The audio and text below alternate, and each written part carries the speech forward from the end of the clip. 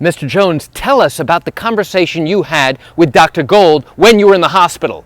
The defense attorney jumps up out of his seat, yells out, "Objection, Judge, that's hearsay."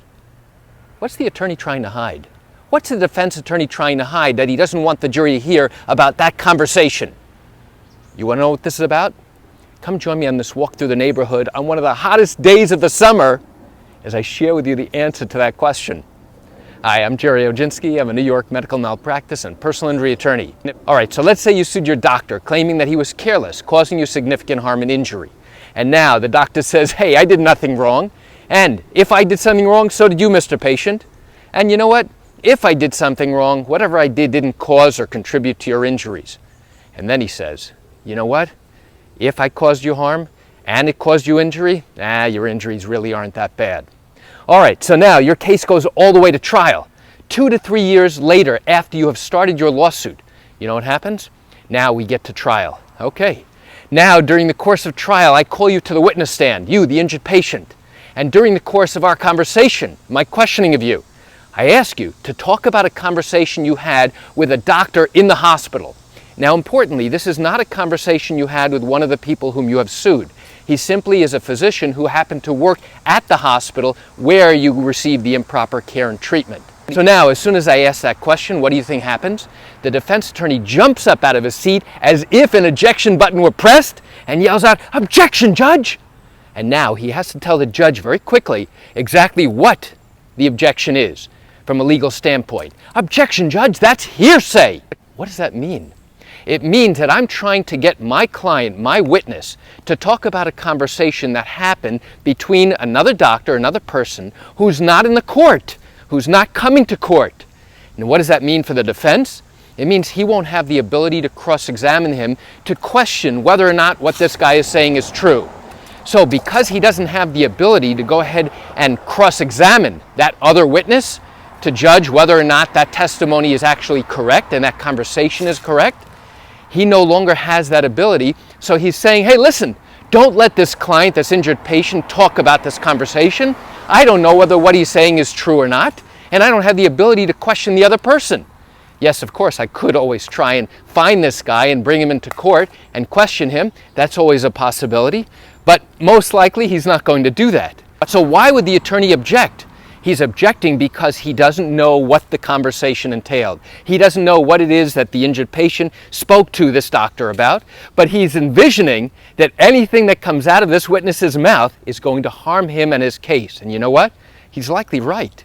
Because my goal is to try and get out that conversation, to try and get out the details of what this doctor said to my client. For all he knows, this patient, this injured patient, is going to say, hey, listen, this doctor who I spoke to told me that Dr. Number One screwed up big time and that I should find an attorney and sue his ass off, or something along those lines.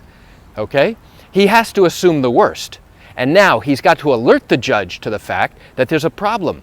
And what's the legal problem here?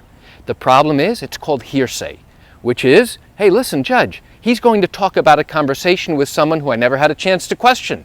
And I don't know about the veracity of that other person. I don't know if what he's saying is true or not. And I don't have the ability to bring this witness in. I don't even know this witness.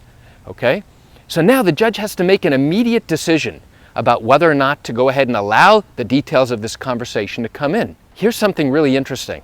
From the jury's perspective, it may appear as if this lawyer, the defense lawyer, is trying to hide the details of this conversation from the jury. Think about that, okay? Here it is that I want the injured patient to go ahead and talk about this conversation that he had with this doctor in the hospital. And now the defense attorney doesn't want the jury to hear about those details. The jury doesn't know the legal reasoning behind it other than the word hearsay that they hear the attorney yell out. And they're not being told the details or the reasoning why this witness may not be able to talk about this particular conversation. So what does the jury perceive?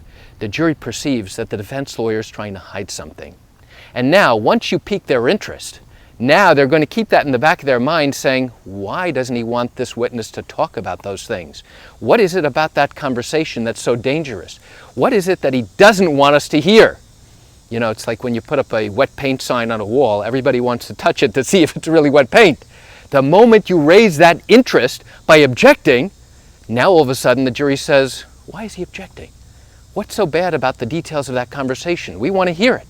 You know, if you stop somebody in the street and they start telling you a story about what happened to them in the hospital, one of the things that you will likely hear is conversations. Hey, this doctor told me this, and this other doctor told me that. And the same thing that goes on when you're talking to somebody and having a conversation at trial through the course of questioning, through direct examination and also cross-examination. The jury actually wants to hear it. But now, if it turns out it really is hearsay, the judge will not allow that. So why do I share this quick information with you? I share it with you because it's a beautiful hot day today here in Great Neck, and I had a few minutes to share this great information with you.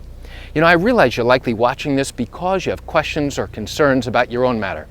Well, if your matter did happen here in New York and you're thinking about bringing a lawsuit but haven't done so yet because you still have questions that need to be answered, what I invite you to do is pick up the phone and call me. You know, I answer questions like yours every single day, and I'd love to talk to you. You can reach me at 516-487-8207 or by email at Gerry, Gerry, at Oginski-law.com. That's it for today's video. I'm Gerry Oginski. Have a fantastic day.